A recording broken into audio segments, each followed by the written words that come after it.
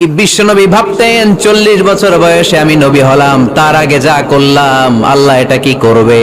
আল্লাহ বলে, নবী আপনার আগের গুনাহ পরের গুনাহ, গুনাহ বলতে কিছুই নাই, সবই মাফ, সব মাফ। তারপরেও আমার নবী বলতেন, আল্লাহে লা আস্তাগফিরুল্লাহ ওয়া আতুবু ফিল ইয়াউম আকসার মিন 70 মাররা।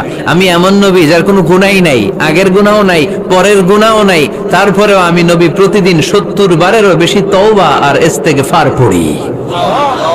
আমাদের জন্য শিক্ষা।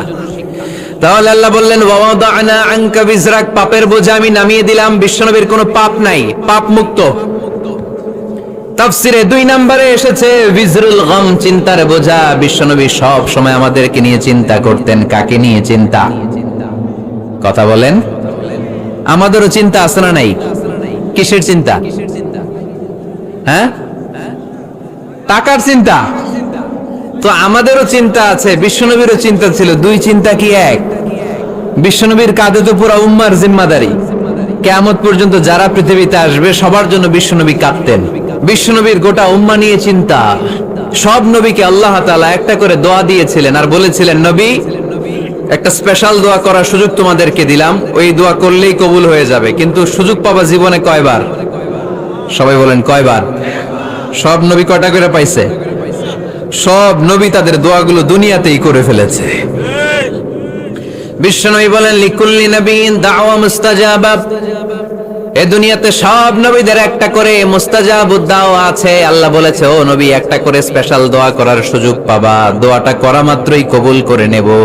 বিশ্বনবী বললেন, এই পৃথিবীর বুকে যত নবী রাসূল দুনিয়ায় এসেছে সব নবীরা তাদের স্পেশাল দোয়া দুনিয়ায় করে ফেলেছে, ইল্লা আনা, কিন্তু আমি করি নাই। বিশ্বনবী বললেন, ওয়া ইন্নী আখতাবিউ দাওয়াতি শাফাআতান লি উম্মতি ইয়াউমাল কিয়ামাহ। আমি আমার স্পেশাল দোয়াটা করি নাই। আমার স্পেশাল দোয়াটা আমি আমার গুনাহগার উম্মতকে বাঁচানোর জন্য কিয়ামত পর্যন্ত রেখে দিয়েছি। আমরা যেদিন বিপদে পড়ে যাব, যেদিন আমার আব্বা আমারে চিনবে না, আমি আমার আব্বারে চিনব না, নেতা তার কর্মীরা চিনবে না, কর্মী নেতারে চিনবে না, ঠিক কি না? পীর সাহেব মুরিদরে চিনবে না, মুরিদ পীর সাহেবরে চিনবে না, স্বামী তার স্ত্রীরে চিনবে না, স্ত্রী তার স্বামীরে চিনবে না। নবী থেকে শুরু করে, ওলি থেকে শুরু করে, শহীদ থেকে শুরু করে সবার মুখে একটাই জিকির, ইয়া নাফসি ইয়া নাফসি ইয়া নাফসি। আকাশের সূর্যটা যেদিন মাথার কাছে চলে আসবে, জমিনটা তামার জমিন হয়ে যাবে। সূর্যের তাপে মাথার মগজগুলো ভাতের মাড়ের মতো গলে গলে নাকের ছিদ্র, কানের ছিদ্র দিয়ে টপ টপ করে বেয়ে বেয়ে নিচে পড়বে। ওই কঠিন দিনে কেউ কাউরে চিনবে না। বিষ্ণু বললেন, ওই দোয়াটা আমি দুনিয়ায় করি নাই। আমি বদরের যুদ্ধে মার খেয়েছি, উহুদের যুদ্ধে দাঁত ভেঙেছি, আমি না খেয়ে পেটে পাথর বেঁধেছি। আমি যদি ওই দিন দোয়া করতাম, আল্লাহ দোয়া কবুল করে নিত, জান্নাতি খাবার দিয়ে দিত, আমার মায়ের খাওয়া লাগতো না, তায়েফে আমার রক্ত ঝরতো না, দোয়া করলেই কবুল। কিন্তু ওই দোয়াটা আমি দুনিয়ায় করি নাই। ওই দোয়াটা আমার জন্য, আপনার জন্য, আমাদের জন্য বিশ্বনবী জমা রেখে দিয়েছে। এজন্য বিশ্বনবীর চিন্তা আর আমাদের চিন্তা এক চিন্তা না, বিশ্বনবীর পুরো উম্মতের চিন্তা। কিয়ামত পর্যন্ত যত মানুষ আসবে সবাই আমার উম্মত, না জানি তাদের নসিবে কি হয়ে যায়। এই চিন্তার বোঝা বিশ্বনবীকে কাবু করে ফেলেছিল। আল্লাহ বললেন, নবী নো টেনশন, কোনো টেনশন নাই, আপনার এই চিন্তার বোঝাকে আপনার পিঠ থেকে আমি আল্লাহ নিজ দায়িত্বে সরিয়ে নিলাম। এজন্য আল্লাহ বললেন, আলাম নাশরাহ লাকা সাদরাকা ওয়া ওয়াদা'না আনকা বিজরাক আল্লাযী আনকাদা যাহরাক। যেই চিন্তার বোঝা আপনাকে কষ্ট দেয়, যেই চিন্তার বোঝা আপনারে পেরেশান করে তোলে, আপনার পিঠ থেকে ওই চিন্তার বোঝা নবী আমি সরিয়ে নিলাম। কি দিয়ে সরিয়ে নিল? কোরআনের আলো দিয়ে। আওয়াজ করে বলতে হবে, কি দিয়ে? বিশ্বনবী মক্কায় দেখতেন মূর্তির পূজা হয়, আল্লাহর ঘরের ভিতরে 360টা মূর্তির পূজা। বিশ্বনবী দেখতে পেলেন দুর্বলের উপরে সবলের অত্যাচার। বিশ্বনবী দেখতে পেলেন নারীদেরকে অত্যাচার করা হয়। কন্যা সন্তান হলে বাবা তার মেয়েটাকে নিয়ে জঙ্গলের ভেতরে ঢুকে কিংবা মরুভূমির ভেতরে যে জীবিত দাফন করে দেয়। ওয়াইদাল মাউউদাতু সুইলাত ওয়াদুল বানাত। বিশ্বনবী এগুলো দেখতেন চারপাশে। দেখে এই পথহারা জাতিকে কিভাবে উদ্ধার করবেন, কি দিয়ে উদ্ধার করা যায়, এই টেনশনে বিশ্বনবীর পিঠ বাঁকা হয়ে গিয়েছিল। উপমা, বাঁকা হয়ে গিয়েছিল, বিশ্বনবী সব সময় পেরেশান থাকতেন। আল্লাহ বললেন, নবী টেনশনের দরকার নাই, হেরা গুহায় এমন একটা নূরের আলো দিয়ে আমি আপনারে আলোকিত করব, যার মাধ্যমে সব পেরেশানি দূর হয়ে যাবে। ألم نشرح لك صدرك ووضعنا عنك وزرك الذي أنقض ظهرك। আপনাকে পেরেশান বানিয়ে দেয় এরকম সব চিন্তার বোঝা আমি আল্লাহ সরিয়ে নিলাম। সুবহানাল্লাহ। দুইটা নেয়ামত শুনলাম, এবার 3 নম্বরের নেয়ামত আল্লাহ বললেন ওয়া রাফা'না লাকা যিকরাক। এই আয়াতটা মুখস্থ করতে হবে আজকে, আমার সাথে সাথে পড়েন ওয়া রাফা'না লাকা যিকরাক। সবাই বলেন নাই, পড়েন ওয়া রাফা'না লাকা যিকরাক ওয়া রাফা'না লাকা যিকরাক। নবী হে, আপনার সম্মানকে আমি আকাশচুম্বী করেছি। I have dignified your status high and high, the highest peak. আপনার মর্যাদা উঠাতে উঠাতে আকাশ বাতাস ছাপিয়ে সাত আকাশ কাঁপিয়ে আরশের উপরে নিয়ে গিয়েছি। আপনার মর্যাদা আমার পরপরই, স্রষ্টার পরে পুরো সৃষ্টিকুলের উপরে বিশ্বনবীর মর্যাদা আছে না নাই? এজন্য আল্লাহ বললেন ওয়া রাফা'না লাকা যিকরাক। ও নবী, আপনার মর্যাদা সম্মান আমি আকাশচুম্বী করেছি। আপনার সুনাম সুখ্যাতি মান মর্যাদা আমি গোটা বিশ্বে ছড়াইয়া দেব। এ আয়াত যখন নাজিল হলো, কাফেররা হাসতে শুরু করলো। কাফেররা বলে, মোহাম্মদ বেটা বলে কি, ও জানে বাঁচবে কিনা ওইটাই তো সন্দেহ। আমরা যেই ষড়যন্ত্র পাকাচ্ছি ও জানে বাঁচবে কিনা সে এটাই সন্দেহ, তার নাম গোটা বিশ্বে ছড়াবে কি করে আমরা দেখে নেব। আল্লাহ বলেন, তোরা আমার নবীর সুনাম সুখ্যাতি ছড়ানোর ব্যাপারে বাধা তৈরি করবি, তোরা আমার নবীর ব্যাপারে অপপ্রচার চালাবি, তোদের অপপ্রচারকেই আমি আমার নবীর প্রচার মাধ্যম বানিয়ে দেব। তোরা করবি অপপ্রচার।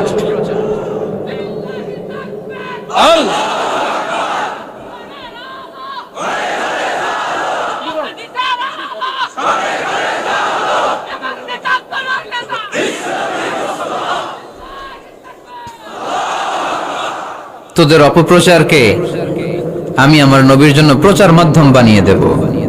এরকম অনেক সময় হয় না যে কেউ কেউ অপপ্রচার করে কারো বিরুদ্ধে, এটা তার জন্য প্রচার হয়ে যায়। কেউ অপপ্রচার চালায়, আল্লাহর মেহেরবানিতে ওইটা তার পাবলিসিটি হয়ে যায়। তার আলাদা করে প্রচার বিভাগের টিম তৈরি করা লাগে না, তার বিরোধীরাই তার প্রচার বিভাগের কাজে নেমে পড়ে। বিষ্ণু বললেন তোরা, আল্লাহ বললেন তোরা আমার নবীর সুনাম সুখ্যাতিকে থামাবি, তোদের মাধ্যমে আমি বিশ্ব নবীর সুনাম সুখ্যাতি গোটা বিশ্বে বুলন্দ করে দেব। আবু জাহেল ঘোষণা দিল, খবরদার, হজের মৌসুম, হাজী সাহেবরা গোটা বিশ্ব থেকে আসবে, আমার দলের কর্মীরা তোরা যেটা করবি সেটা হচ্ছে হাজীদের কাছে যে বলবি মক্কায় নতুন এক পাগল আসছে, নতুন এক জাদুকর আসছে, নাম মুহাম্মদ। নাউজুবিল্লাহ পড়বেন না? খবরদার হাজী সাহেবেরা, এই পাগলের কাছে যেও না। সব হাজীরা গোটা বিশ্ব থেকে এসে মক্কার মিনা প্রান্তরে তাঁবুর ভিতরে ঢুকেছে, আর আবু জাহেলের টিম মেম্বাররা সব তাঁবুর ভিতরে উকি মাইরা কয়, খবরদার, নতুন পাগল আইছে। সবাই কয় নাম কি? কয় মুহাম্মদ। নতুন পাগল এসেছে, নাম মুহাম্মদ। নতুন জাদুকর এসেছে, তার নাম মুহাম্মদ। খবরদার, তার কাছে যেও না, তার কথা শোনো না, শুনলে তোমরাও পাগল হয়ে যাবা, তোমরাও পাগল হয়ে যাবা। সে এত বড় জাদুকর, মুহাম্মদ সাল্লাল্লাহু আলাইহি ওয়াসাল্লাম এত বড় জাদুকর, তার জাদু দেখলে, তার কথা শুনলে হাজবেন্ড ওয়াইফের মধ্যে সম্পর্ক বিচ্ছিন্ন হয়ে যায়। সে এত বড় জাদুকর, তার কথা শুনলে বাবা আর ছেলের সম্পর্ক ছিন্ন হয়ে যায়। সে এত বড় জাদুকর, তার কথা শুনলে বন্ধু বন্ধু আলাদা হয়ে যায়। খবরদার হাজী সাহেবরা, তোমরা হজ করতে এসেছো করো, জমজমের পানি খাও আর খেজুর নিয়ে যাবা বাড়িতে, কিন্তু মুহাম্মদ সাল্লাল্লাহু আলাইহি ওয়াসাল্লামের কাছে যাওয়া যাবে না।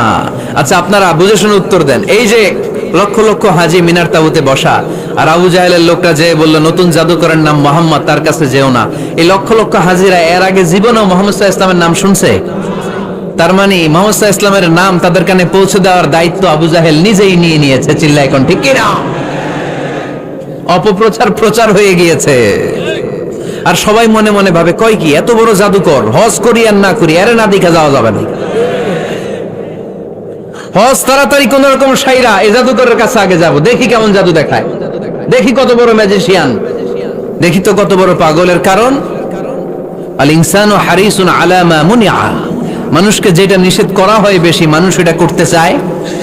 যদি বলি ওদিকে যাবি না, ওর বাপের কিরা ওদিকে যাবে ও, ঠিক কি না? এটা আমাদের স্বভাব, আমাদের খাসলা, আমাদের বৈশিষ্ট্য। যেটা আমাদেরকে নিষেধ করা হয় বেশি ওটা করতে মন চায়। সব হাজিরা মনে মনে ভাবলো আমরা যাব যাব, তোরা যতই বলিস না কেন যাব যাব, হজের পরে অবশ্যই যাব। দেখা গেল হজের পরে বিশ্বনবী মুহাম্মদুর রাসূলুল্লাহ সাল্লাল্লাহু আলাইহি ওয়াসাল্লামের বাড়ির সামনে বিশাল বড় গ্যাদারিং শুরু হয়েছে। সবাই লাইন ধরে দেখা করতে গেছে। দেখা করতে যে বিশ্বনবীর চেহারা দেখে প্রথম নজরেই সব পাগল। চাঁদের চেয়ে সুন্দর তুমি নবী আমার কমলিওয়ালা, চাঁদের চেয়ে সুন্দর তুমি নবী আমার কমলিওয়ালা, দু জাহানের বাদশাহ তুমি প্যারা নবী সাল্লে আলা, দু জাহানের বাদশাহ তুমি প্যারা নবী সাল্লে আলা, চাঁদের চেয়ে সুন্দর তুমি নবী আমার কমলিওয়ালা। সুবহানাল্লাহ পড়েন।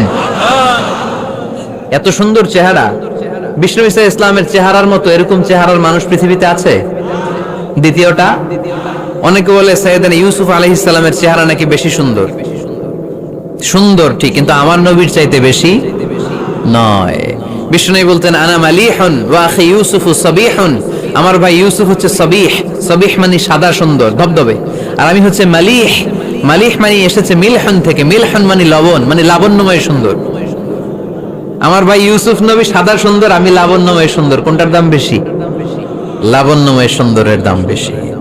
সাইয়েদনা ইউসুফ আলাইহিস সালামের চেহারা দেখে মিশরের মেয়েরা লেবু কাটতে যে বা কমলা কাটতে যে, আনার কাটতে যে, কমলা কাটতে যে আঙ্গুল কেটে ফেলেছিল। কোরআন তার সাক্ষী। ওয়া কাত্তা'না আইদিয়াহুন। আম্মাজান আয়েশা রাদিয়াল্লাহু তাআলা আনহা যখন এই ঘটনা শুনেছেন, তিনি মিশরের মেয়েদেরকে ডাক দিয়ে বলেছেন, ও মিশরের মেয়েরা, তোমরা ইউসুফ নবীর সৌন্দর্য দেখে লেবু কাটতে যে আঙ্গুল কেটেছো, আমার স্বামী প্যারা নবী মুহাম্মদ রাসূলুল্লাহর চেহারা যদি তোমরা দেখতা, তাহলে লেবু কাটতে যে আঙ্গুল নয়, কলিজাটা কেটে টুকরা টুকরা করে দিতা। আবার আম্মা জান আয়েশা বলতো, লাকুম শামসুন ওয়া লানা শামসুন, তোমাদের জন্য একটা সূর্য আছে, কিন্তু আমি আয়েশার জন্য আলাদা একটা সূর্য আছে। তোমাদের সূর্যটা প্রতিদিন সকালবেলা পূর্ব আকাশে উদিত হয়ে গোটা দুনিয়াটারে আলোকিত করে দেয়, আর আমার সূর্যটার নাম হলো মুহাম্মদ সাল্লাল্লাহু আলাইহি ওয়াসাল্লাম। মসজিদে নববীতে এশার নামাজের পরে আমার সূর্যটা আমার ঘরে উদিত হয়। তোমাদের সূর্য সকালবেলা পূর্ব আকাশে উঠে গোটা দুনিয়াটারে আলোকিত করে, আমার সূর্য মুহাম্মদ এশার নামাজের পরে আমার ঘরের ভেতরে যখন উকি দেয়, আমার পুরো ঘরটারে আলোকিত করে দেয় কে? এত সুন্দর চেহারা ছিল, ওনার চেহারার নূর দিয়ে হারানো সুই খুঁজে পেয়েছে বিশ্বনবীর স্ত্রীরা। চিল্লায় কোন আল্লাহু আকবার। বিশ্বনবীর চেহারার সৌন্দর্যের সাথে কারো সৌন্দর্যের কোনো মিল হবে? No comparison with our beloved prophet Muhammad sallallahu alayhi wasallam. Whether it's the fitness, whether it's the appearance, whether it's the status, no comparison with our prophet. এটা ফিটনেসের দিক থেকে হোক, এটা চেহারার সৌন্দর্যের দিক থেকে হোক, এটা কণ্ঠস্বরের ঝংকারের দিক থেকে হোক, সম্মান আর মর্যাদার দিক থেকে হোক, আমার নবীর সম্মানের ধারে কাছেও সম্মান পৃথিবীর কারো হতে পারে না। চিল্লায় বলেন ঠিক কি না? এজন্য আল্লাহ বললেন, ওয়ারাফা'না লাকা যিকরাক, নবী আপনার সম্মান বাড়াতে বাড়াতে আমি আকাশচুম্বী করেছি। লোকজন সব যে বিশ্বনবীর দরবারে লাইন ধরেছে, হাজিরা সব বিশ্বনবীর কাছে যে চেহারা দেখেই কুপকাত, বাকি জিনিস তো পরে। অনেকে আছে না, চেহারা দেখলেই মানুষ পাগল হয়ে যায়, আছে না নাই? চেহারা দেখেই পাগল, চেহারা দেখেই পাগল। তারপর তারা মিলাতে লাগলো। মিনার তাবুতে আবু জাহেলের কর্মীরা ঘোষণা দিয়েছিল, এলাকায় মোহাম্মদ নামে পাগল এসেছে। তারা মিলায়ে দেখে না, এই মহামানব কোনোদিন পাগল হতে পারে না, কারণ পাগলের চুলগুলো থাকে উস্কো খুস্কো, ঠিক কিনা? আমার নবী সাল্লাল্লাহু আলাইহি ইসলামের চুল উস্কো খুস্কো ছিল, কত সুন্দর চুল আঁচড়ে রাখতেন, জাইতুনের তেল দিতেন, আতর ঢেলে মাথার শীতের মধ্যে ঢেলে দিতেন, কপাল বেয়ে বেয়ে পড়তো, আর যেখানে সেজদা দিতেন সেজদার জায়গা আতরের ঘ্রাণে আমোদ হয়ে যেত। হাতের তালুতে পারফিউম মাখতেন, আর মানুষের সাথে মুসাফা করলে যার সাথে মুসাফা তার হাতের সাথে নবীর ব্যবহৃত পারফিউমের ঘ্রাণ ছুটে যেত। এত পরিচ্ছন্ন ছিলেন। তারা বিশ্বনবীর বক্তব্যের মিল খুঁজে পায় না। তারা বলে না, এই লোক কখনো পাগল হতে পারে না। পাগলের চুল থাকে উস্কো খুস্কো, জামা থাকে ছিঁড়া ফাড়া, গায়ের মধ্যে থাকে ময়লা। পাগল কখনো দাঁত মাজে না, কিন্তু বিশ্বনবীর মুচকি হাসির ফাঁক দিয়ে দাঁতের দিকে তাকালে মানুষগুলো সব পাগল হয়ে যায়। স্মাইল দিতেন বিশ্বনবী, স্মাইল, মুচকি হাসি, তাবাসসুম। বিশ্বনবীর মুচকি হাসি দেখলে মানুষ পাগল হয়ে যেত, পাগল পড়া হয়ে যেত।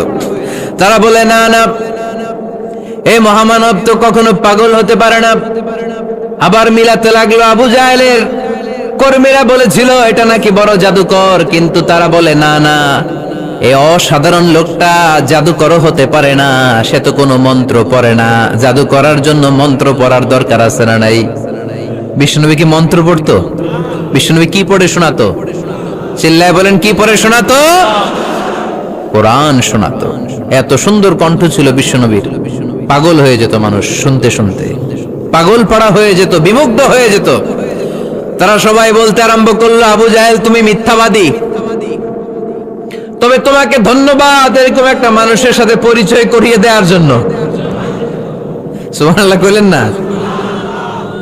আমরা মেনে নিতে পারলাম না সে পাগল নয়, জাদুকর নয়, সে হলো এই জামানার পয়গাম্বার। আমরা পড়ে নিলাম লা ইলাহা ইল্লাল্লাহু মুহাম্মাদুর রাসূলুল্লাহ সাল্লাল্লাহু আলাইহি ওয়াসাল্লাম। রাফা'না লাকা যিকরাক। নবী হে, এইভাবে আমি আপনার সম্মানকে বাড়িয়েছি। হাইসুমা যুকিরতু যুকিরতা মাই। নবী যেখানে আমার নাম নেওয়া হবে, আমার পর পর আপনার নামও নেওয়া হবে। পড়েন সুবহানাল্লাহ। যেখানে আমার আল্লাহর নাম, তারপরে আমার নবীর নাম আছে না নাই? কালিমার ভেতরে লা ইলাহা ইল্লাল্লাহ আমার আল্লাহর নাম শোভা পায়, তারপরে মুহাম্মাদুর রাসূলুল্লাহ দ্বিতীয় বাক্যে আমার নবীর সুন্দর নামটা আছে না নাই? কালেমার মধ্যে প্রথমে আল্লাহর নাম, তারপরে নবীর নাম। হাইসুমা যুকিরতু যুকিরতা মাই। নবী কিভাবে আপনার মর্যাদা আমি বাড়াবো জানেন? যেখানে আমি ওইখানেই আপনি। যেখানে আমার নাম নেওয়া হবে, তারপরেই সৃষ্টিকুলের মধ্য থেকে শুধু আপনার নাম নেওয়া হবে। সুবহানাল্লাহ পড়েন। আপনার উম্মতেরা গোটা বিশ্বে সালাত আদায়ের জন্য আজান দিবে। আজানের প্রথম 4 বাক্যে আমি আল্লাহর বড়ত্ব, আল্লাহু আকবার। তারপরের 2 বাক্যে আমি ছাড়া কোনো ইলাহা নাই, এটার সাক্ষ্য দেয়া হবে। তারপরের 2 বাক্যে সবাই সাক্ষ্য দিতে বাধ্য, আপনি ছাড়া দুনিয়ায় আর কোনো শেষ রাসূল নাই। তার মানে আজানের মধ্যেও আমার আল্লাহর নামের পরে আমার নবীর নাম আছে না নাই?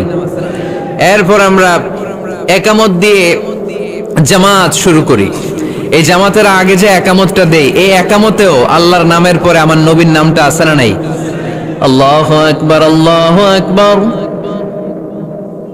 আশহাদু আন লা ইলাহা ইল্লাল্লাহ, আশহাদু আন্না মুহাম্মাদার রাসূলুল্লাহ সাল্লাল্লাহু।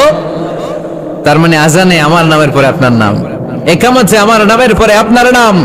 নামাজের শেষে যখন আমরা শেষ বৈঠকে বসি, সেখানে বিশ্বনবীর উপর দুরূদ আছে না নাই? তার মানে সব জায়গায় বিশ্বনবীর নাম নেয়াকে আবশ্যক করে দিয়েছে কে? নবী হে। এই গোটা বিশ্বের ভেতরে সূর্য উঠবে, সূর্য ডুববে, শীত যে গ্রীষ্ম আসবে, দিন যে রাত আসবে, এক মুহূর্তের জন্য আপনার নামের আলোচনা থামবে না। চিল্লায় বলো ঠিক কি না? রাফা'না লাকা যিকরাক, I have dignified your status very high, very high. অনেক উপরে নিয়েছি, আকাশ বাতাস ছাপিয়ে, সাত আকাশ কাঁপিয়ে আরশ পর্যন্ত আমি আপনার মর্যাদাকে বুলন্দ করেছি। এই পৃথিবীতে যত আসমানি কিতাব এসেছিল, সবগুলো আসমানি কিতাবে বিশ্বনবীর নাম উল্লেখ করেছে কে? তার মানে তাওরাতের ভেতরে বিশ্বনবীর নাম আছে না নাই? ইনজিলে, জাবুর, সুহুফে ইব্রাহিম, সুহুফে মূসা, আল্লাযী ইয়াজিদুনাহু মাকতুবান ইনদাহুম ফিত তাওরাতি ওয়াল ইনজিল। ইহুদিরা খ্রিস্টানরা বিশ্বনবীরা মানতে চাইতো না। তারা বলতো, মুহাম্মদ তোমার নাম তো আমাদের কিতাবে নাই। বিশ্বনবী বললেন পড়ো। তারা পড়তে পড়তে বিশ্বনবীর জায়গাটা লুকিয়ে রাখতো, যেখানে বিশ্বনবীর নাম ওরা এইভাবে ধরে রাখতো। বিষ্ণু ইসলাম এক সাহাবাকে বললেন, আমি তো ওদের ভাষা বুঝি না, তুমি ওদের ভাষা বুঝে দেখো কোন জায়গায় চোরামিটা করে। প্রতিটা কিতাবের প্রতিটা পাতায় পাতায় বিষ্ণুনবীর নাম আছে না নাই? সাইয়েদনা আদম আলাইহিস সালাম থেকে শুরু করে ঈসা আলাইহিস সালাম পর্যন্ত যত নবী এসেছে সব নবী সুসংবাদ দিয়েছে যে একজন নবী আসবে, যেই নবী আসার মধ্য দিয়ে এই আম্বিয়া আলাইহিমুস সালাম পৃথিবীতে আসার যে ধারাবাহিকতা, এই সিলসিলা, এই চেইনকে আল্লাহ তাআলা কাট অফ করে দিবে। সাইয়েদনা আদম তার বংশধরদেরকে বলেছে, নূহ আলাইহিস সালাম তার প্রজন্মকে বলেছে, ইব্রাহিম আলাইহিস সালাম তার জেনারেশনকে বলেছে, মূসা আলাইহিস সালাম বনি ইসরাইলকে শুনিয়েছে। সর্বশেষ সাইয়েদনা ঈসা আলাইহিস সালাম এসে বলেছে, ইয়াতি মিন বাদি ইসমুহু আহমদ, আমার পরে এমন এক নবী আসবে তার নাম, চিল্লায় বলেন, আহমদ বড় বিশ্বস্ত। সে কোন বন্ধু বলো বেশি বিশ্বস্ত, সে কোন বন্ধু বলো বেশি বিশ্বস্ত। কার কাছে মন খুলে দেয়া যায়, কার কাছে প্রাণ খুলে বলা যায়, হওয়া যায় অতি আশ্বস্ত। তার নাম আহমদ বড় বিশ্বস্ত। সুবহানাল্লাহ পড়ে, ইয়াতি মিন বাদি ইসমুহু আহমদ, আমার পরে এমন এক নবী আসবে তার নাম হবে আহমদ। এই নবীর পরে আর কোন নবী আছে? চিল্লায় বলেন, লা নবিয়্যা বাদি ওয়ালা রাসূলা, আমার পরে কোনো নবীও নাই, আমার পরে কোনো রাসূলও নাই। তবে আমার পরে যদি নবী হওয়ার যোগ্যতা কারো থাকে, আমার ওমরে ফারুক নবী হওয়ার যোগ্যতা রাখে। কোন নবী নাই, খাতামুন নবিয়্যিন, আমার পরে কোনো নবী নাই। তার মানে বিশ্বনবীর জীবনে 3 নম্বর নিয়ামত হলো রাফা'না লাকা যিকরাক, মর্যাদা আমি বাড়াতে বাড়াতে বাড়াতে বাড়াতে নবী অনেক উপরে নিয়েছি। আবার আল্লাহ আমাদেরকে ডেকে বললেন, ও ইমানদার বান্দারা শোনো, আমি স্বয়ং আল্লাহ তাআলা আমার ফেরেশতা বাহিনী নিয়ে এই নবীর উপরে স্বয়ং আমি দরুদ পড়ি। ইন্নাল্লাহা ওয়া মালাইকাতাহু ইউসাল্লুনা আলান নবী ইয়া আইয়ুহাল্লাযীনা আমানু সাল্লু আলাইহি ওয়া সাল্লিমু তাসলিমা। পড়েন, আল্লাহুম্মা সাল্লি আলা মুহাম্মদ ওয়া আলা আলি মুহাম্মদ কামা সাল্লাইতা আলা ইব্রাহিম ওয়া আলা আলি ইব্রাহিম ইন্নাকা হামিদুম মাজিদ। اللهم بارك على محمد وعلى آل محمد كما باركت على إبراهيم وعلى آل إبراهيم إنك حميد مجيد। চিৎকার করে পড়েন সুবহানাল্লাহ। এমন নবী যে নবীর উপর আল্লাহ নিজেই দরুদ পড়ে, ফেরেশতারা পড়ে, এজন্য আমাদেরও পড়ার দরকার আছে না নাই? আবার আল্লাহ বললেন, নবী আপনি এমন নবী যেই নবীকে আমি হাউজে কাউসার দিয়েছি। লক্ষ লক্ষ নবীদের কাউরে কিয়ামতের দিন আমি হাউজে কাউসারের মালিক বানাবো না, শুধুমাত্র কেবলমাত্র একমাত্র আপনি ছাড়া।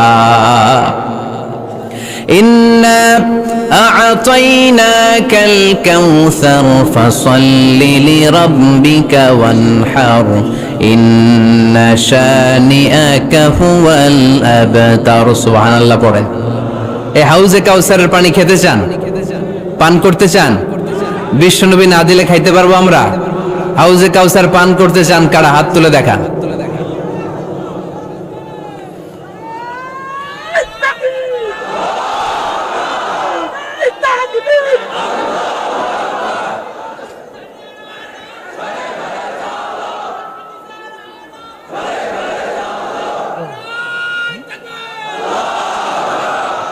আহলা মিনাল আসাল, হাউজে কাউসারের পানি মধুর চেয়েও মিষ্টি। আবরাদু মিনাস সালজ, বরফের চাইতেও ঠান্ডা। আবিয়াদু মিনাল লাবান, দুধের চাইতেও সাদা। মান শারিবা মিনহা শারবাতান লাম ইয়াজমা আবাদা, এক ঢোক হাউজে কাউসারের পানি যে খাবে চিরকালের জন্য তার গলার তৃষ্ণা মিটে যাবে। ওই হাউজে কাউসার বিশ্বনবীকে দিয়ে বিশ্বনবীর মর্যাদা বাড়িয়েছে কে? আবার আল্লাহ বললেন, নবী, পৃথিবীর অনেক নবীকে আমি নৈতিক বিজয় দান করেছি, কিন্তু সবাইকে আমি রাজনৈতিক বিজয় দান করি নাই। আপনাকে আমি এমন নবী করে দুনিয়ার বুকে পাঠিয়েছি, আপনাকে আমি নৈতিক বিজয় দান করেছি, পাশাপাশি রাজনৈতিক বিজয়ও দান করেছি। সুবহানাল্লাহ করেন। বিশ্বনবী একাধারে যেমনি মসজিদে নববীর ইমাম ছিলেন, পাশাপাশি মদিনার রাষ্ট্রের প্রেসিডেন্ট ছিলেন, ঠিক কিনা? তার মানে ইমাম বা নেতা এমন হওয়া দরকার যে নামাজও পড়াতে পারে, আবার সমাজও শাসন করতে পারে, ঠিক কিনা? এমন নেতার দরকার আছে না নাই? এজন্য বিশ্বনবী বললেন, রব্বি আদখিলনি মুদখালা সিদকিন ওয়া আখরিজনি মুখরাজা সিদকিন ওয়াজআলনি মিন লাদুনকা সুলতানান নাসীরা। ও আল্লাহ, আপনি আমারে সত্যতার সাথে মক্কায় রাখেন, বের করলেও সত্যতার সাথে বের করেন, আর আপনি আমাকে বিজয়ী শক্তি দান করেন। বিজয়ী শক্তি, রাজনৈতিক শক্তি বিশ্বনবী আল্লাহ তাআলার কাছ থেকে দোয়া করে চেয়ে নিয়েছেন। চিল্লায় বলেন ঠিক কিনা? রাজনৈতিক শক্তির দরকার আছে না নাই? দরকার আছে। তা আস্তে করে বললেন কেন? রাজনৈতিক শক্তি থাকার দরকার আছে না নাই? দেখেন, বাংলাদেশ সৃষ্টি হয়েছে কত সালে বলেন? কত সাল? বাংলাদেশের বার্থডে কবে? 1971-এ। এই 71 সালের পর থেকে আমাদের বাংলাদেশে সুদ আছে না নাই? কিন্তু সুদের বিরুদ্ধে ওয়াজ আছে না নাই? আলেম ওলামারা আজীবন সুদের বিরুদ্ধে ওয়াজ করছে। আমরা ওয়াজ আগে করতাম, এখন করতেছি, সামনেও করব, মাগার সুদ মরবে না। এর কারণ যেটা আইন করে প্রণয়ন করা হয় ওইটা ওয়াজ করে মারা যায় না, ওইটারে আইন করে নষ্ট করতে হয়। চিল্লায় বলেন ঠিক কিনা? আমি সারা জীবন সুদের বিরুদ্ধে ওয়াজ করলে সুদ যাবে না, কিন্তু দেশনেত্রী মাননীয় প্রধানমন্ত্রী যদি কালকে ঘোষণা দেয় বাংলাদেশের কোন ব্যাংকে ব্যাংকিং ফিনান্সিয়াল ট্রানজাকশনে কোনো সুদ চলবে না, তার পরের দিন থেকে বাংলাদেশে কোনো সুদ থাকবে না। চিল্লায় বলেন ঠিক কিনা? এজন্য সাইয়েদনা ওমর ফারুক বলতেন, ইন্নাল্লাহা লা ইয়াযাউ বিল কুরআন মা ইয়াযাউ বিস সুলতান। আল্লাহ মাঝে মাঝে ক্ষমতার মাধ্যমে এমন কিছু করে যেটা আল্লাহ কোরআনের মাধ্যমেও করে না। চিল্লায় বলেন ঠিক কিনা? কালকে যদি ঘোষণা হয়ে যায় 5 ওয়াক্ত নামাজ যদি না পড়া হয় 5 বেত। কয় বেত? চেয়ারম্যান না পড়লে চেয়ারম্যানের পিছনে 5 বেত, এমপি না পড়লে এমপির পিছনে 5 বেত। কথা বলেন। মাননীয় প্রধানমন্ত্রী যদি এটা ঘোষণা দিয়ে দেয় যে কালকে থেকে নামাজ না পড়লে 5 বেত, এটা সবার জন্য এই আইন। একটা বেনামাজি খুঁজে পাওয়া যাবে? সব কই দৌড়াবে? মসজিদে ওযু থাকলেও দৌড়, না থাকলেও দৌড়।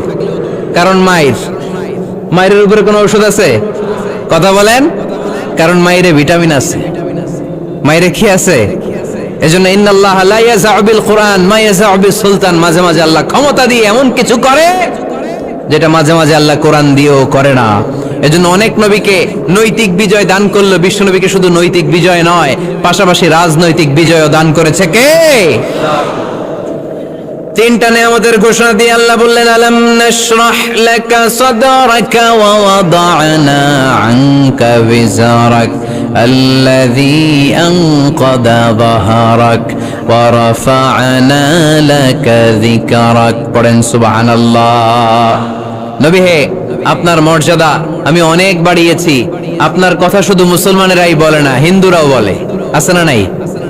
গতকাল এক হিন্দু ভাই আমার হাতে হাত রেখে শাহাদা বাক্য পাঠ করে গাজীপুরে মুসলমান হয়ে গেছে।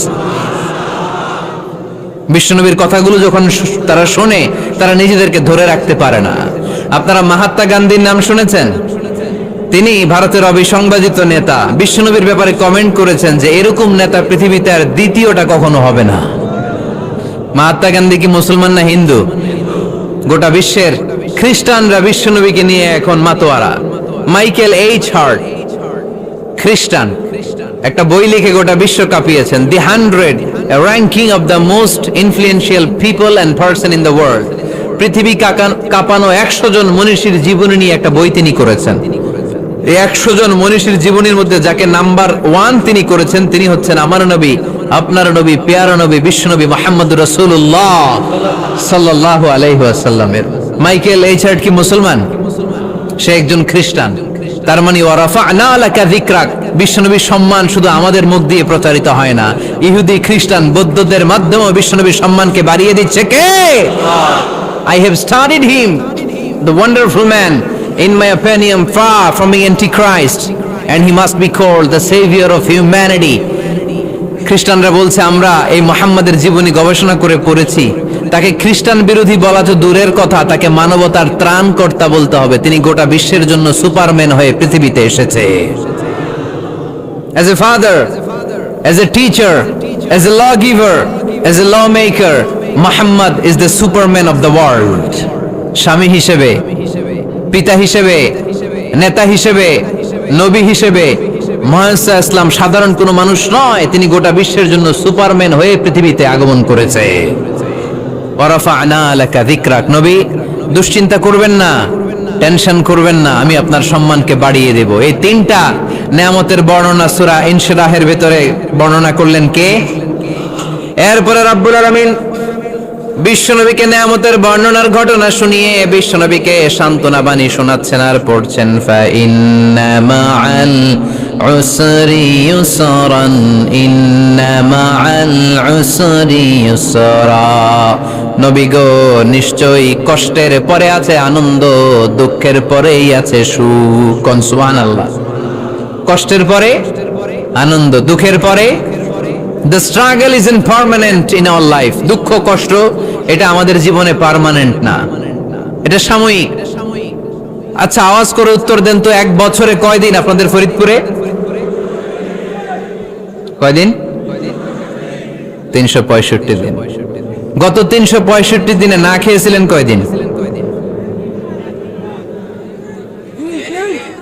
20 দিন, 30 দিন। তার মানে অল্প কিছুদিন না খেয়েছিলাম, সারা বছরই খেয়েছিলাম, ঠিক কিনা? আচ্ছা, তো 365 দিনে অসুস্থ ছিলেন কয়দিন? 4-5 দিন, কিংবা 20 দিন, কিংবা 1 মাস, কিংবা 56 দিন, কিংবা 65 দিন। তার মানে বাকি 300 দিন আরামে ছিলাম কি ছিলাম না? তার মানে আমাদের জীবনে দুঃখ বেশি না আনন্দ বেশি? সুখ বেশি না কষ্ট বেশি? এজন্য আল্লাহ বললেন খবরদার, মুমিন কখনো হেরে যায় না, মুমিনের হারাবার কিছু নাই। মুমিনের জীবনে যদি আনন্দ আসে, মুমিন শুকরিয়া করে, শুকরিয়া করলে সওয়াব আছে না নাই? আর মুমিনের জীবনে যদি দুঃখ আসে, মুমিন সবর করে, ধৈর্য ধরে, ধৈর্যেও সওয়াব আছে না নাই? তাহলে আমাদের সব দিক দিয়েই চলা, আনন্দের দিনগুলোতে শুকরিয়া করব, আর দুঃখের দিনগুলোতে ধৈর্য ধরব, দুইটার মধ্যে সওয়াব আছে না নাই? এজন্য বিশ্বনবী বললেন আজাবান লি আমরিল মুমিন, মুমিনের বিষয়টা খুবই আশ্চর্যের। ফাইন আসাবাতহু সাররাউন শাকারা, মুমিন যদি আনন্দে থাকে সে শুকরিয়া করে, শুকরিয়া করলে লাভ আছে না নাই? ওয়াইন আসাবাতহু দাররাউন সাবারা, আর দুঃখে পড়লে সে সবর করে, ধৈর্য ধরে, ধৈর্য ধরলে সওয়াব আছে না নাই? তার মানে আমাদের হারাবার কিছু আছে। মাঝে মাঝে আল্লাহ আমাদেরকে দুঃখ কষ্ট দিয়ে পরীক্ষা করতে চান, এগুলো আমাদের জন্য খারাপ নয়। এই দুঃখ কষ্ট বিপদ আমাদের কোমরকে সোজা করে, আমাদের পায়ের মাটিকে শক্ত করে, চিল্লায় বলেন ঠিক কিনা? প্রতিকূল পরিবেশে কিভাবে বাঁচতে হয় এই দুঃখ কষ্ট আমাদেরকে শিখায়। এজন্য মুমিন বান্দার বৈশিষ্ট্য হচ্ছে দুঃখ কষ্ট বেদনা জ্বালা এগুলোতে সে আপসেট হয় না, সে হাল ছেড়ে দেয় না, সে ভরসা রাখে একজনের উপর, চিল্লায় বলতে হবে তিনি কে? কারণ মুমিন জানে রাত্রি যত গভীর হয়, অন্ধকার তমানিসা ভেদ করে সুবহে সাদিক হয়। মুমিন জানে গর্ভবতী নারীর পেটের ব্যথা যেই দিন বাড়তে থাকে, ওই দিনই নতুন মেহমান আগমনের সময় ঘনাতে থাকে। মুমিন জানে তার জীবনে দুঃখ কষ্ট বিপদ যত বাড়তে থাকে, সুখের দিন কাছে আসতে থাকে। এজন্য মুমিনের হারাবার কিছু নেই। ফা ইন্না মাআল উসরি ইউসরা, ইন্না মাআল উসরি ইউসরা। নবী হে, কষ্টের পরেই আছে আনন্দ, দুঃখের পরেই আছে সুখ। আপনি সমস্যায় পড়েছেন, ওই সমস্যার সমাধানও আছে না নাই? এই পৃথিবীতে এমন কোন সমস্যা আছে যেটা সমাধান নাই? কথা বলেন। সমস্যা তৈরি করেছে কে? আবার সমাধানও দিয়েছে কে? আল্লাহ doesn't create a lock without its key. আল্লাহ কখনো চাবি না বানাইয়া ওইটার তালা বানায় নাই। কথা কন। তালাও যেহেতু আছে, ওই তালার চাবিও বানিয়েছে কে?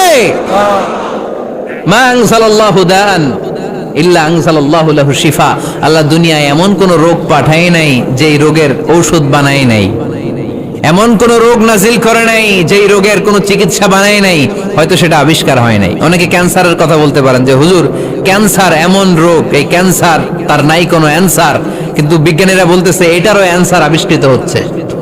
সুবহানাল্লাহ কইবেন না? কিছু কিছু ক্ষেত্রে হয়েও গিয়েছে। এজন্য দুঃখের পরেই আছে সুখ, কষ্টের পরেই আছে আনন্দ। এই দুনিয়াটাই এরকম, কষ্টের পরই আনন্দ। দেখবেন তারাবির নামাজ 20 রাকাত পড়তে কষ্ট লাগে না? কোমরে ব্যথা, হাঁটুতে ব্যথা, কিন্তু 20টা রাকাত যখন শেষ করে মসজিদ থেকে বের হই একটা আনন্দ আছে না নাই? কষ্ট করে পরীক্ষার জন্য প্রিপারেশন নিলেন আপনি কয়েক মাস, কিন্তু ফলাফল যখন ভালো হয় তখন একটা আনন্দ আছে না নাই? সারাদিন রোজা রাখলেন রমজানে, কি কষ্ট, তৃষ্ণায় গলা ফেটে যায়, কিন্তু ইফতারির সময় যখন রুহ আফজা শরবতটা খাই কেমন লাগে? একটা আনন্দ আছে না নাই? এজন্য আল্লাহ বললেন فَإِنَّ مَعَ الْعُسْرِ يُسْرًا إِنَّ مَعَ الْعُسْرِ يُسْرًا। ও নবী, কষ্টের দিন মক্কায় অল্প কিছু দিন, মদিনাতে আনন্দের দিন অপেক্ষা করছে। আমাদের জীবনে যদি দুঃখ কষ্ট আসে আমরা ধৈর্য ধরবো, তাওয়াক্কুল করবো একজনের উপর, তিনি কে? কারণ আমরা বিশ্বাস করি কষ্টের দিন এটা চিরকালের জন্য নয়, সামনে আনন্দের দিন আমাদের জন্য সেট করে রেখেছে কে? তাহলে আমরা সূরাতুল ইনশিরাহ থেকে 3টা নিয়ামতের বর্ণনা শুনলাম, বিশ্বনবীকে কি সান্ত্বনা দেয়া হলো সেটা শুনলাম। এবার 2টা গাইডলাইন শুনে তাফসীর আমরা শেষ করব। শুনতেছেন? কষ্ট হচ্ছে তো উঠা বসা করতেছেন কেন? উঠলেন কারা কারা? শেষ করে দেব? দোয়া করে দেই। কি গাইডলাইন দিলেন শুনবেন?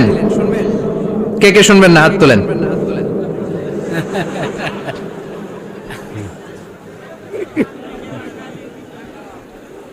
কষ্ট হইতেছে?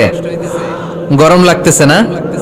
আমিও ঘামতেছি আপনাদের সাথে সাথে, অনেক গ্যাদারিং হয়ে গেছে। আসেন আল্লাহর নামে 3টা তাকবীর দেই, তারপর কোন 2টা গাইডলাইন তিনি বিশ্বনবীকে দিলেন ওই নির্দেশনা বাণীটুকু শুনে আজকে আমরা বিদায় নিব। আওয়াজ করে পড়তে হবে লিল্লাহে তাকবীর, লিল্লাহে তাকবীর, লিল্লাহে তাকবীর। গাইডলাইন নাম্বার 1, ফাইদা ফারাগতা ফানসাব। নবী আপনি যখন অবসর হন আপনি ইবাদতে মশগুল হন।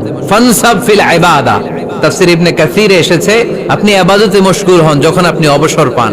অবসর আল্লাহর দেয়া বড় নেয়ামত, এটা বিশ্বাস করেন? অবসর কিন্তু নেয়ামত। আমরা অনেকেই অবসর সময়কে কাজে লাগাই না, কিন্তু অবসর চলে যাওয়ার পরে যখন ব্যস্ত হয়ে পড়ি তখন বলি হায় রে, অবসরটা যদি কাজে লাগাইতাম।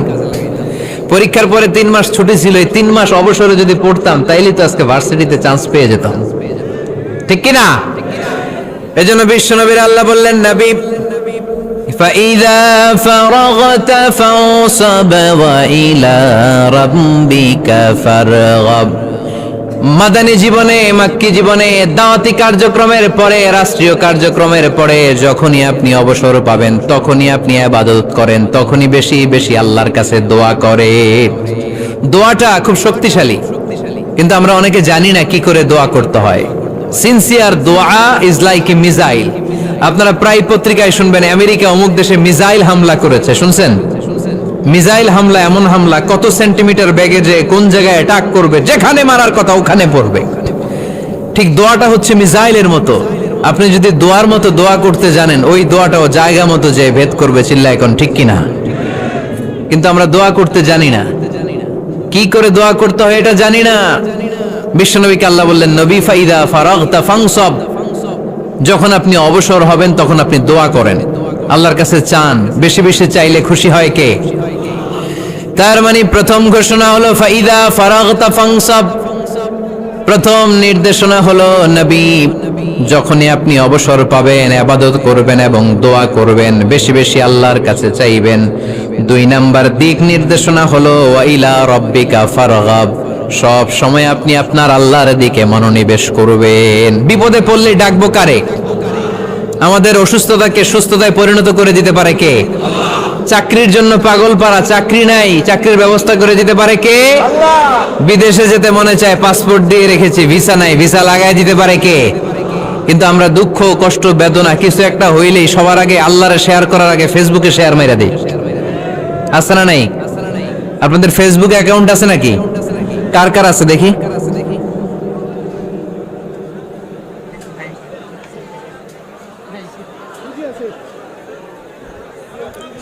আছে আছে, এটার জন্য আমরা ভালো কাজে লাগাই, ঠিক কিনা? আপনি চাইলেই এমন ভাবে ফেসবুক ফ্রেন্ড লিস্ট করতে পারেন যারা ভালো ভালো জিনিস শেয়ার করে, যারা মোটিভেশনাল জিনিস শেয়ার করে, ইসলামের পক্ষে কথা বলে। আপনার এক একটা শেয়ারে অনেকের জীবন বেঁচে যেতে পারে, ঠিক কিনা? একজন মুমূর্ষু রোগীকে বাঁচাতে রক্তের প্রয়োজন, রক্তের গ্রুপ এ পজিটিভ, যারা রক্ত দান করতে আগ্রহী তারা এই নম্বরে যোগাযোগ করুন। ফেসবুকে মাঝে মাঝে এরকম নিউজ আসে না নাই? আপনি just you put down in share, শেয়ারের মধ্যে একটা পুট করে দিলেন, একটু শেয়ার মেরে দিলেন, ছড়িয়ে পড়লো হাজার হাজার ফেসবুক ফ্রেন্ডদের কাছে। তাদের অনেকে ব্লাড দিতে আগ্রহী, সে তাড়াতাড়ি যে সেখানে ব্লাড ডোনেট করে আসলো। আপনার একটা শেয়ারের কারণে বেঁচে গেল অনেকগুলো প্রাণ। চিল্লা এখন ঠিক কিনা? রক্তদানের মতো শ্রেষ্ঠ ইবাদত হতে পারে? আমরা মনে করি শুধু জিকিরি ইবাদত, আমরা মনে করি শুধু নামাজি ইবাদত।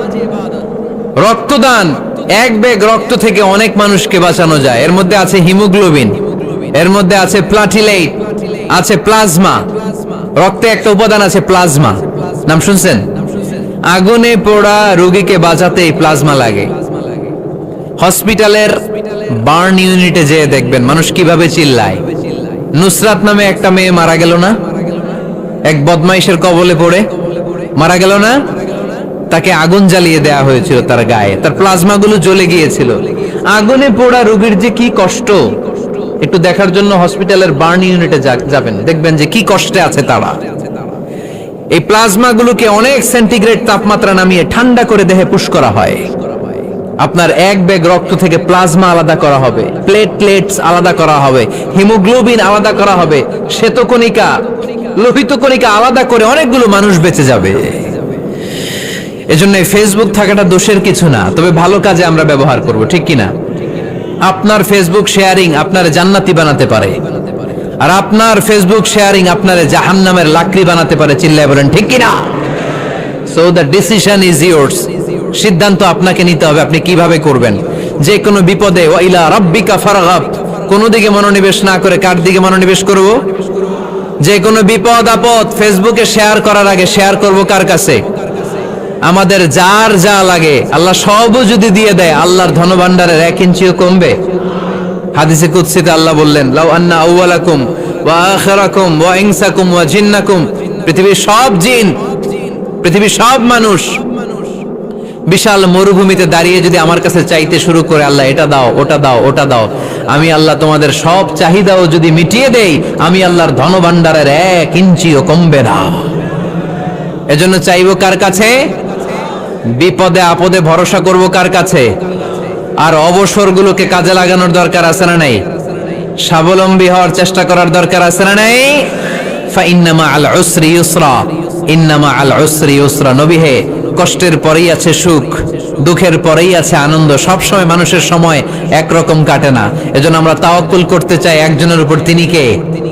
আল্লাহ আমাদের সবাইকে কথাগুলো বুঝা আর আমল করার তৌফিক দান করুক। আমরা পড়ি আমিন। আপনারা উঠা বসা করতেছেন কেন? এই উঠছেন কে কে দেখি? এই উঠছো কেন তুমি? বস, আমরা একসাথে বিদায় নিব।